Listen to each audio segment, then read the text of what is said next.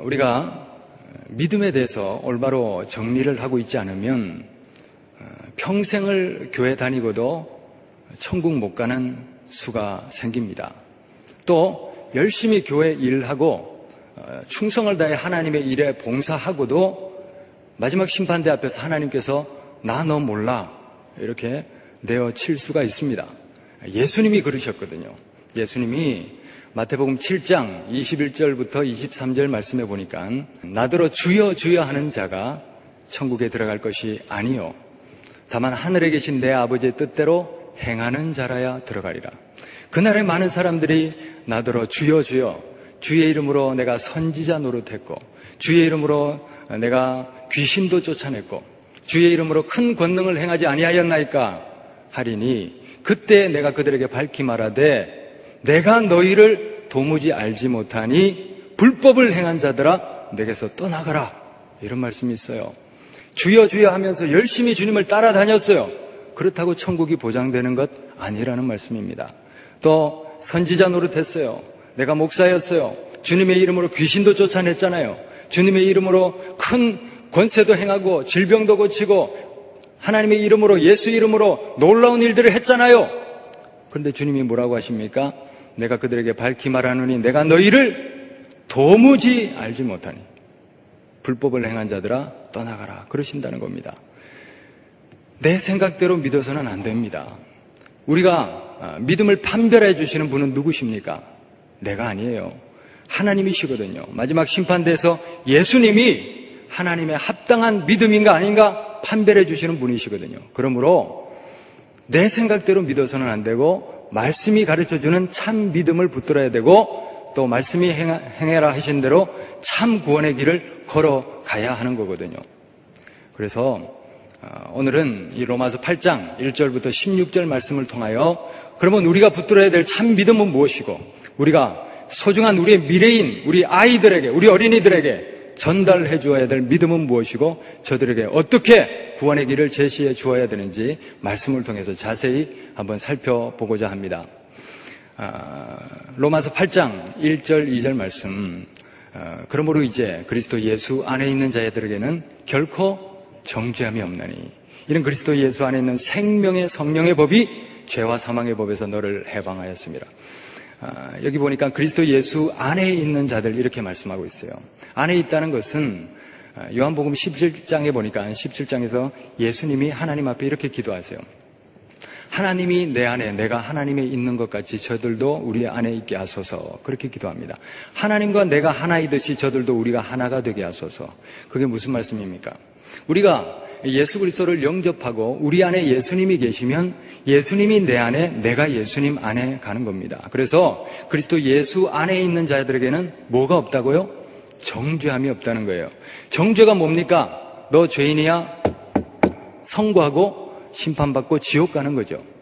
그것이 없어진다는 겁니다. 이것을 로마서 3장 25절에는 죄를 전에 지었던 죄를 간과하신다 이렇게 되어 있어요. 간과가 뭐죠? 지나쳐 주시는 거거든요. 죄인인데 덮어주시는 거거든요.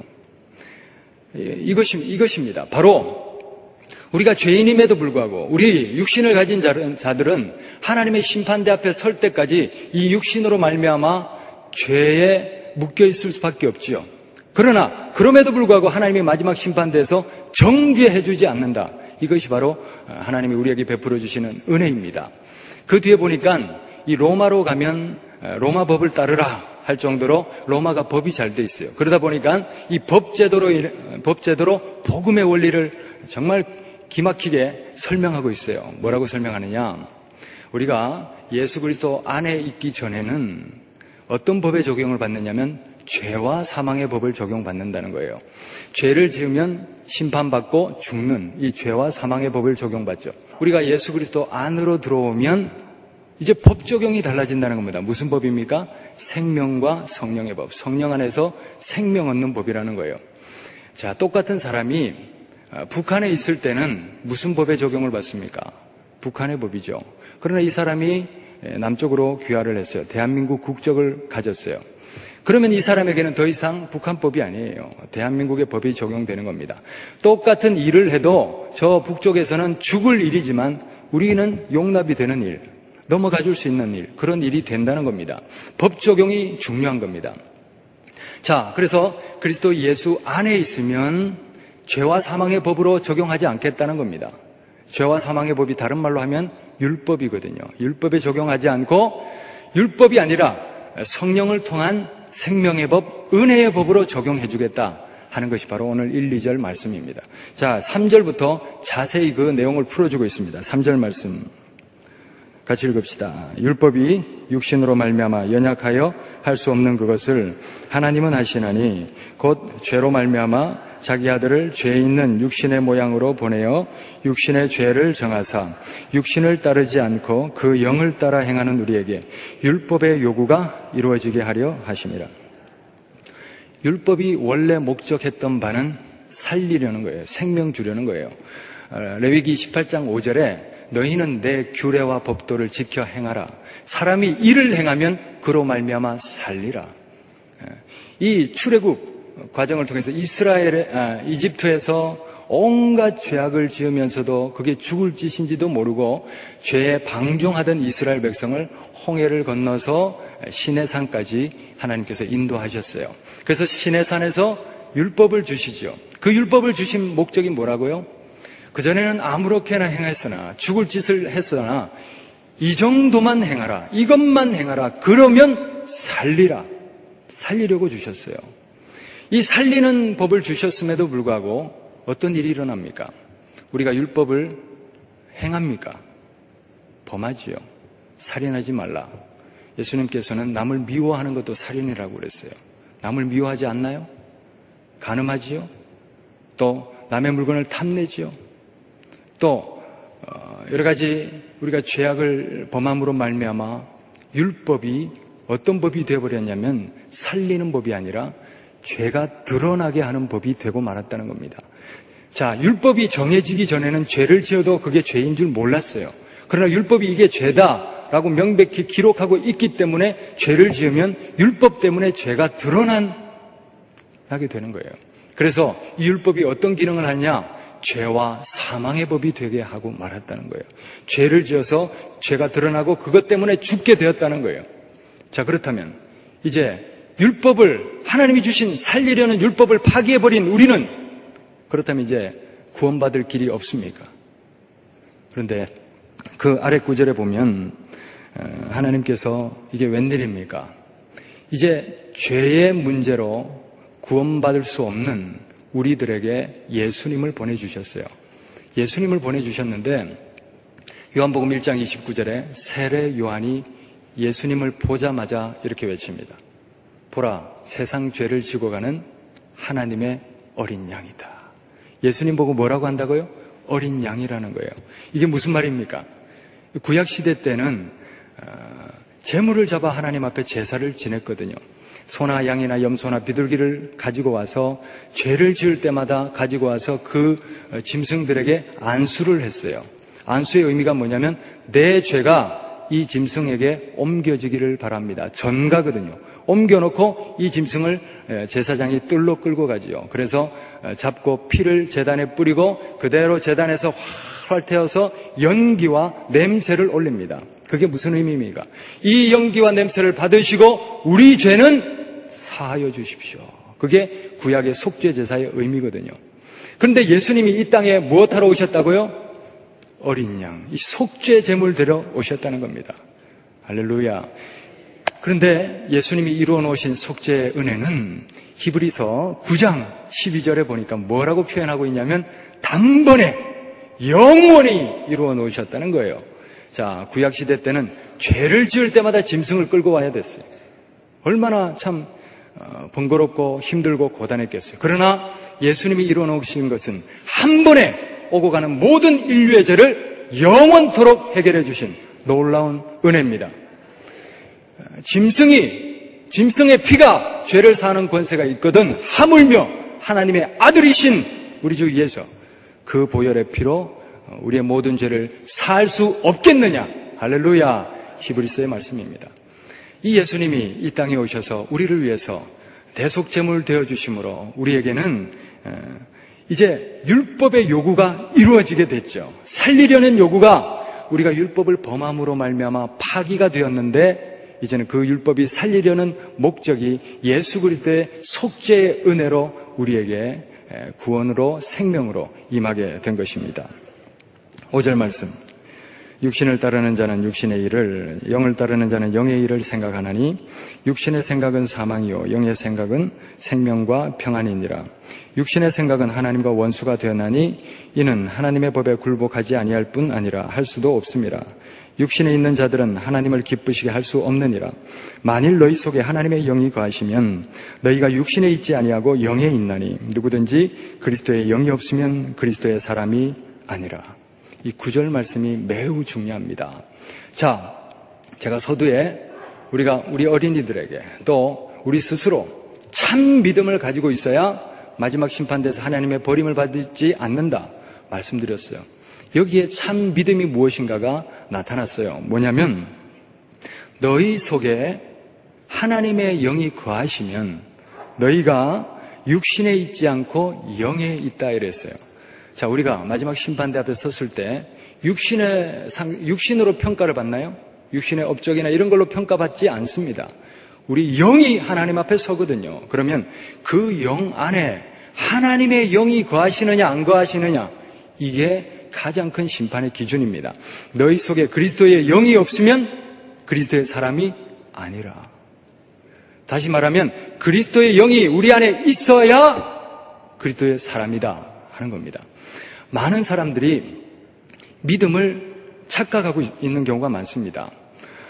제가 말씀을 연구하면서 깨달은 우리가 착각하고 있는 믿음의 두 가지 유형을 한번 제시해 보겠습니다. 첫 번째는 뭐냐면 믿음을 감정에다 근거를 둔다는 겁니다. 감정적으로 동화가 되고 감정적으로 고개가 끄덕여지고 감정적으로 그래 그렇지 하고 긍정이 되면 그것만 가지고 내가 믿는다 한다는 겁니다. 그럼 어떤 부작용이 일어나느냐면 믿어질 때는 괜찮아요. 그러나 실패를 거듭하고 내가 예기치 않은 큰 사건들이 터지고 내가 정말 이 세상에 홀로 내버려진 것 같은 그런 암담함을 당할 때는 과연 하나님 계신가? 하나님 계시다 놓으면 왜 나를 이렇게 내버려 두는가? 하나님이 다른 이들의 하나님일지 모르지만 내 하나님은 아니구나 하는 이 하나님에 대한 의구심이 생긴다는 겁니다. 그러다 보니 우리가 이 감정에다가만 믿음의 기준을 근거를 두다 보니까 일주일에 몇 번씩 천국 갔다 지옥 갔다 왔다 갔다 하는 불안정한 신앙생활을 하는 사람이 너무 많다는 것입니다. 또 한 가지는 뭐냐면 교회 이름 올려놓고 종교가 기독교로 개종된 것, 그것을 구원의 확증이라고 생각합니다. 어떤 청년이 저에게 그런 질문을 했거든요. 우스갯소리로 사석에서 한 얘기지만 목사님, 이제 제가 교회 등록하고 이름 기독교로 바꿨으니 나는 이제 구원받지요? 그러는 겁니다. 많은 분들이 그렇게 얘기하지만 예수님이 그러셨잖아요. 주여 주여 하는 자가, 주여 주여 하는 그런 예수님을 따른다고 하고 종교 생활을 하는 사람이 아니라 신앙인이라야 구원받습니다. 참 신앙을 가지고 있어야 합니다. 자, 그렇다면 이 참 신앙이라는 무엇인가? 신앙이 무엇인가? 믿음이 무엇인가? 예수님이 요한복음 3장 16절에 하나님이 세상을 이처럼 사랑하사 독생자를 주셨으니 이는 저를 믿는 자마다, 그렇게 되죠. 자, 거기는 믿으라고 하는데 7장 21절에는 주여 주여 하는 자가 아니라 하나님 뜻대로 행하는 자라야 구원받는다 그러잖아요. 그러면 믿음입니까? 행함입니까? 이게 왜 이런 질문이 나오느냐? 왜 행함과 믿음을 이분하려고 하느냐? 그게 왜 그러냐면 믿음을 잘못 정의하고 있기 때문입니다. 믿음을 감정적인 근거에 두고 있기 때문에 감정적으로 믿어지는데 행위가 따르지 않는 거예요. 그러면 내가 구원받을 수 있는가? 이 질문이 생긴다는 겁니다. 자, 그렇다면 참 믿음이 무엇입니까? 참 믿음은 오늘 말씀이 나온 것처럼 그리스도의 영이 있으면 그리스도의 사람이다. 이것을 요한복음 1장 12절에 이렇게 말씀하고 있어요. 영접하는 자, 곧 그 이름을 믿는 자들에게는 하나님의 자녀가 되는 권세를 주셨으니. 곧이 뭡니까? 이퀄이거든요. 같다는 얘기거든요. 뭐와 뭐가 같습니까? 영접과 믿음이 하는 거예요. 믿음을 우리는 감정적인 근거로만 생각했는데 영접이 무엇입니까? 결국 믿음은 하나님을 아는 것, 하나님을 제대로 아는 것, 지와 감정적으로 믿어지는 것과 또 의지적으로 하나님과 예수님과 성령님을 우리 안에 모셔드리는 영접, 지정의가 다 합쳐진 것이 온전한 참 믿음인데, 이 하나님을 영접한다는 게 왜 중요합니까? 왜 중요합니까? 이 하나님을 영접해야 오늘 이 말씀처럼 너희 속에 하나님의 영이 거하시면 그 사람은 육체로 육신의 죄와 사망의 법으로 평가하지 않고 생명의 성령의 법을 적용하겠다, 그거거든요. 그러므로 그리스도 예수의 영이 있어야 그리스도의 사람이고, 그리스도 예수의 영이 예수 그리스도를 영접한 사람이라야 하나님의 자녀가 되는, 그래서 천국을 들어갈 수 있는 그 권세가 주어지는데, 더 중요한 것은 뭐냐면 하나님, 예수님, 성령님을 주인으로 모셔야 합니다. 왕으로 모셔야 합니다.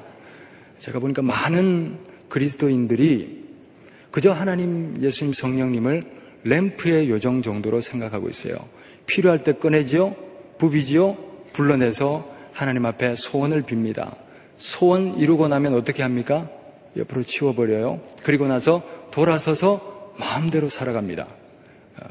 그런 사람들에게 예수님 말씀하셨죠. 하나님 아버지의 뜻대로 행하는 자라야 구원받을 것이다. 불법을 행하는 자들아 떠나가라 그랬어요. 예수님이 누가복음 18장 8절에 이런 말씀하십니다. 그러나 인자가 올 때 믿음을 보겠느냐? 무엇을 못 본다고요? 믿음 못 본다는 거예요. 왜 그렇습니까? 우리나라 인구가, 기독교 인구가 700만, 800만이 넘는데 무슨 소리 하십니까, 예수님? 우리 교인들이 몇 명인데 믿음을 못 본다니요? 무슨 소리 하십니까, 예수님? 예수님께서 절대 지금 결코 협박조로 지금 하시는 말씀 아닙니다. 예수님이 오실 때 진정 하나님이 원하시고 예수님이 원하시는 참 믿음을 찾아보기가 힘들겠다, 그런 말씀을 하시는 거거든요. 그렇다면 우리가 참 믿음이란 하나님과 예수님과 성령님을 우리의 누구로 모신다고요? 왕으로, 주인으로 모시는 거예요. 그러면 어떤 일이 일어납니까? 자, 종은 예수님이 주인이기 때문에 우리는 종이죠. 종은 누구의 말을 따릅니까? 예수님. 예수님 말씀하십시오. 어떻게 해야 될까요? 이 문제는 어떻게 해야 될까요? 이 사업권은 어떻게 해야 될까요? 이 사람하고 만나면 어떻게 해야 될까요? 내가 이 상황에서는 어떻게 해야 될까요? 하나님과 예수님과 성령님을 왕으로 모시고 있으면 백성은 왕의 통치를 따라야지요. 왕이여 말씀하소서. 왕의 뜻은 무엇입니까? 이렇게 하나님과 예수님과 성령님을 온전한 믿음으로 영접하고 주인으로 모시고 있는 사람은 믿음과 행함이 떨어질 수가 없지요. 행함이 없는 믿음은 죽은 믿음이라고 그랬죠. 그러니 정말 하나님과 예수님과 성령님을 온전히 믿고 그 인생의 주인으로, 왕으로 모시고 있는 사람은 하나님 뜻대로 생각합니다. 하나님 뜻대로 말합니다. 하나님 뜻대로 행동하지요. 그래서 그 인생에는 하나님의 뜻대로 행하는 온전한 믿음이 저절로 따라올 수밖에 없는 것입니다. 오늘 이 시간 우리 모두에게 이 확실한 믿음이 일어나기를 바랍니다.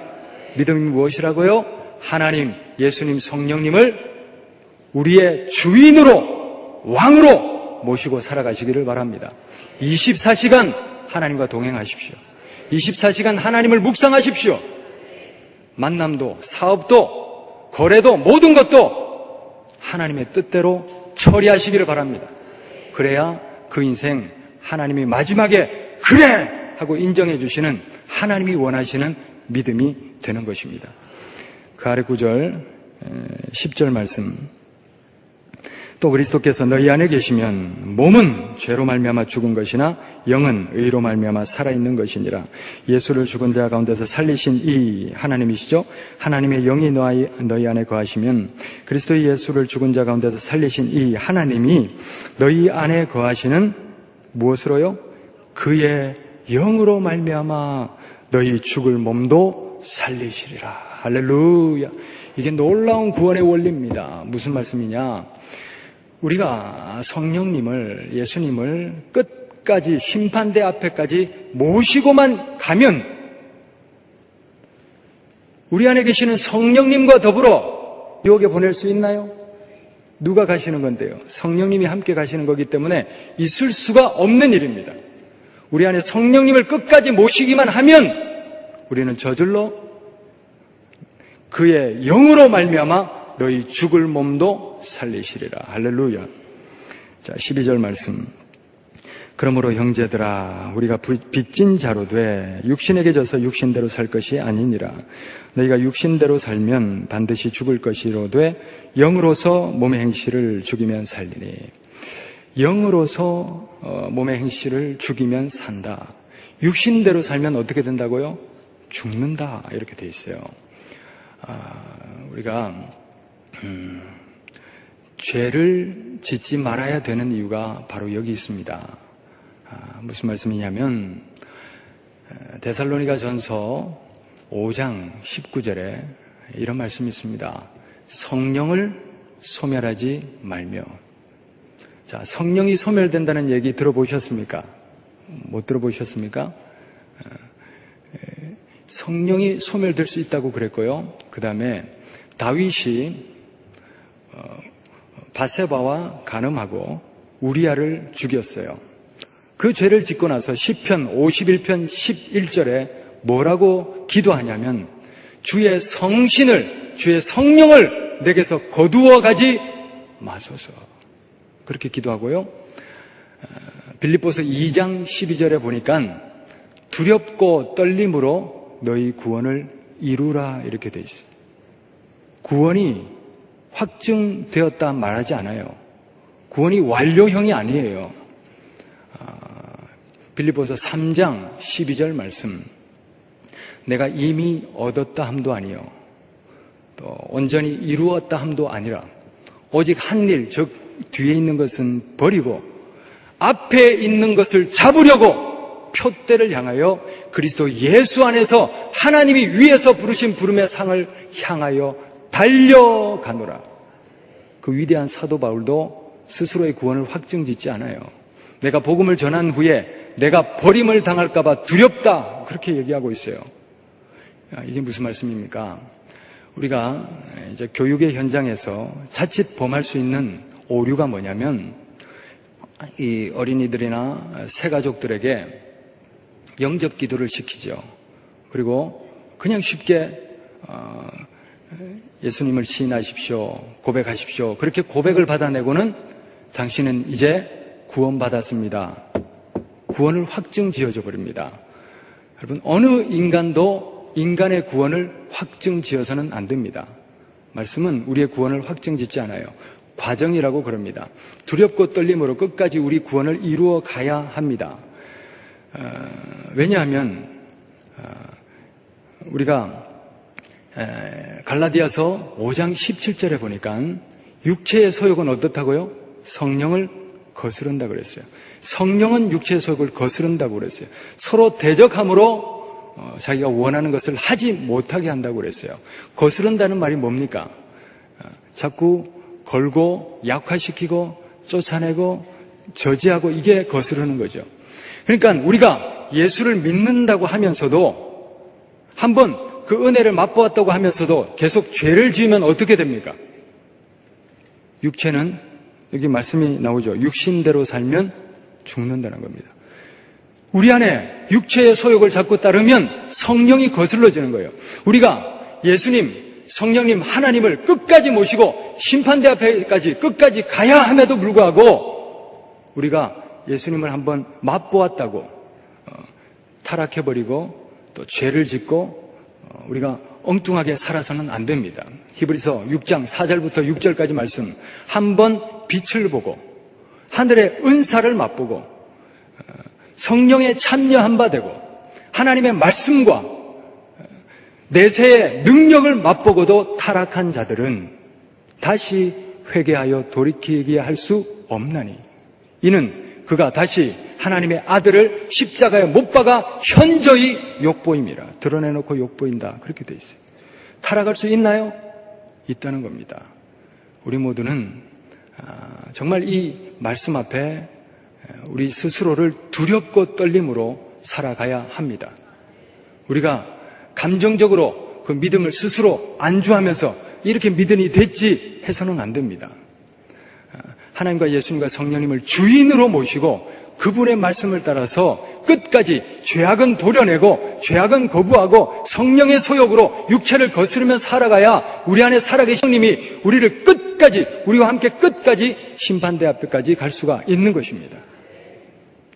자, 그 다음 14절 말씀. 무릇 하나님의 영으로 인도함을 받는 사람은 곧 하나님의 아들이라. 너희는 다시 무서워하는 종의 영을 받지 아니하고 양자의 영을 받았으므로 우리가 아빠, 아버지라고 부르짖느니라. 우리가 예수님을 영접하기 전에는 요한복음 8장 44절에 우리가 마귀의 자녀라고 그랬어요. 그래서 마귀가 하라는 대로 거짓과 온갖 죄악을 저지르며 산다는 거예요. 그러나 그리스도 예수 안에 있는 자들은, 우리가 예수님을 영접한 그때부터는 우리 안에 성령님, 예수님이 계시기 때문에 하나님이 양자 삼아준다는 거예요. 마귀의 자녀였던 우리를 하나님의 자녀로 양자 삼아준다는 거예요.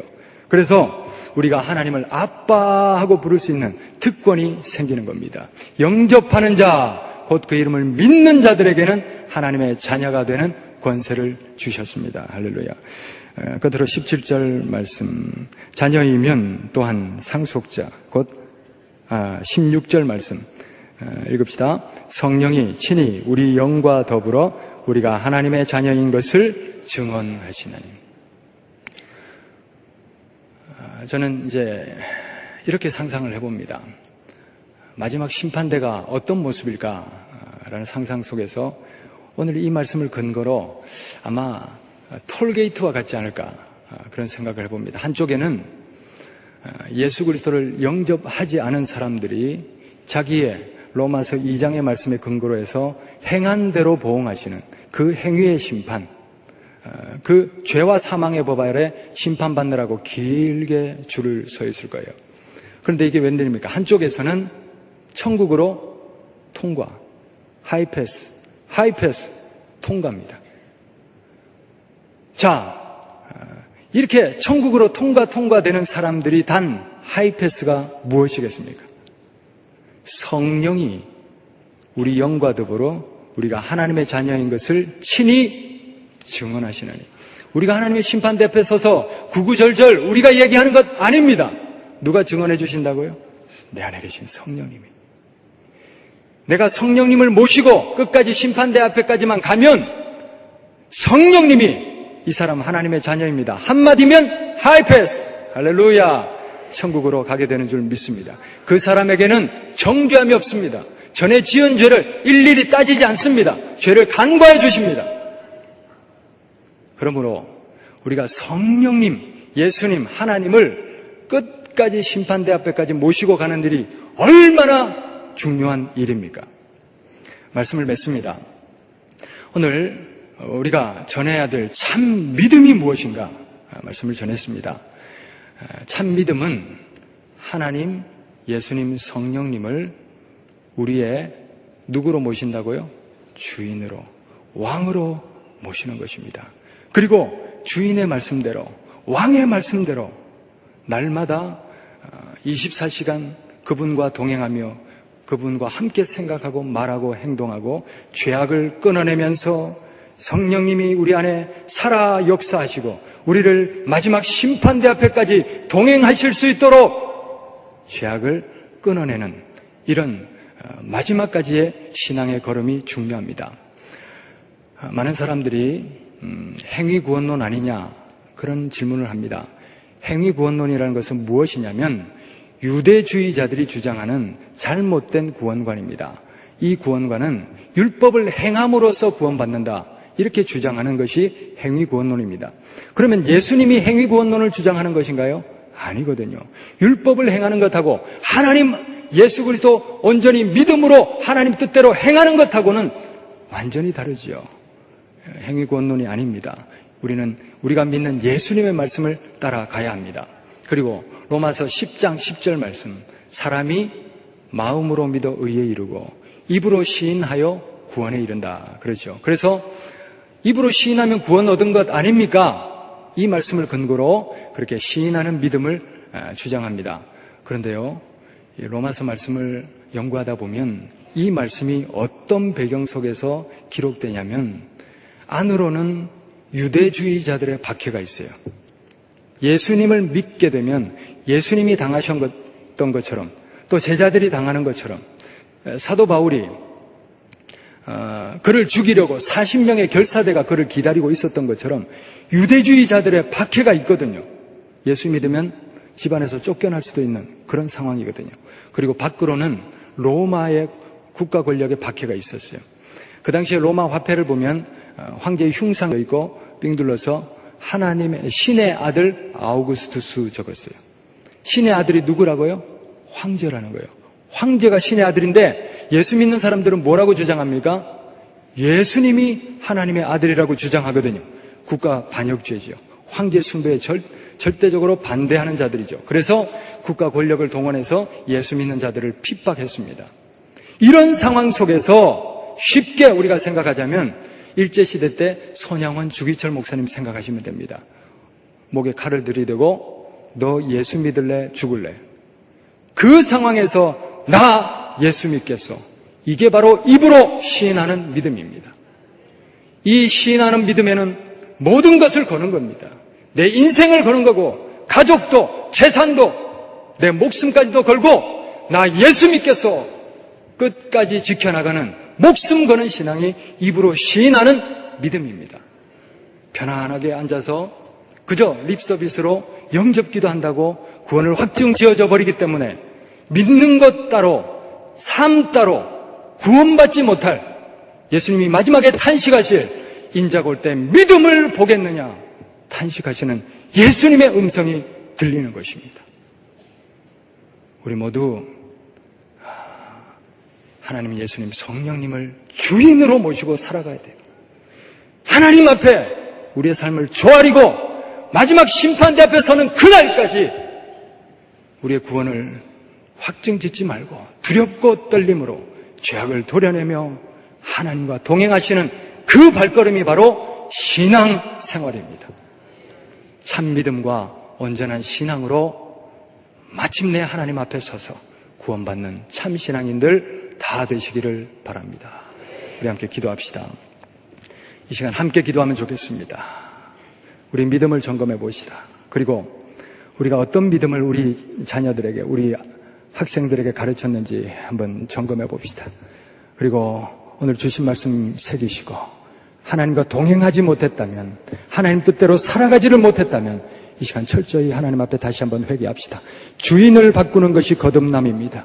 내가 여전히 주인 되어 신앙생활했던 그 모든 것 내려놓고 하나님 주인 삼고 하나님을 왕으로 삼고 하나님 앞에 조아리며 두렵고 떨림으로 걸음 걸어가는 것이 바로 신앙생활입니다. 참 신앙생활로 구원 얻는 천국 백성 되게 해달라고 우리 3분 동안 간절한 마음으로 함께 기도하겠습니다. 하나님 아버지, 하나님 아버지, 하나님 아버지, 하나님 아버지 하늘 주신 말씀 감사합니다. 우리가 하나님 앞에 신앙생활 해온다고 했지만 하나님 우리 모습을 다시 한번 말씀 가운데 비춰봅니다. 주여 주여 주여 주여, 하나님 앞에 온전하지 못했던 것 있다면 주여 이 시간 용서하여 주시고 정말 하나님을 우리의 주인으로, 하나님을 우리의 왕으로 모시고 참 믿음 참 신앙으로 하나님 앞에 서는 그날까지 두렵고 떨림으로 나갈 수 있도록 도와주시옵소서.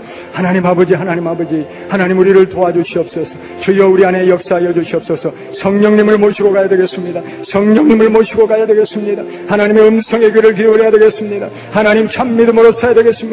주여 도와주시옵소서. 주여 도와주시옵소서. 하나님 역사하여 주시옵소서. 우리를 이끌어 주시옵소서. 우리를 이끌어 주시옵소서. 주여 죄악으로 말미암아 성령을 거스르는 하나님 그런 죄악을 범하지 않게 하여 주시고 두렵고 떨림으로 하나님 앞에 온전히 서갈 수 있도록 도와주시옵소서. 하나님 우리의 생각, 우리의 판단, 우리의 행실, 하나님 모든 것을 하나님 앞에 조아리고 하나님 24시간 하나님 모시고 24시간 성령님과 동행하며 온전하게 살아갈 수 있는 천국 백성들 되게 하여 주시옵소서.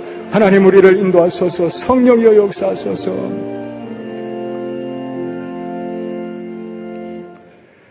하나님 아버지, 오늘 말씀을 통하여 참 믿음을 다시 한번 고민하게 하심을 감사합니다. 하나님 예수님 성령님 왕으로 주인으로 모시고 하나님 앞에 서는 그날까지 두렵고 떨림으로 하나님께 순종하며 걸어갈 수 있는 믿음의 발걸음, 참신앙의 발걸음 되게 하여 주시옵소서. 예수님 이름으로 기도합니다. 아멘.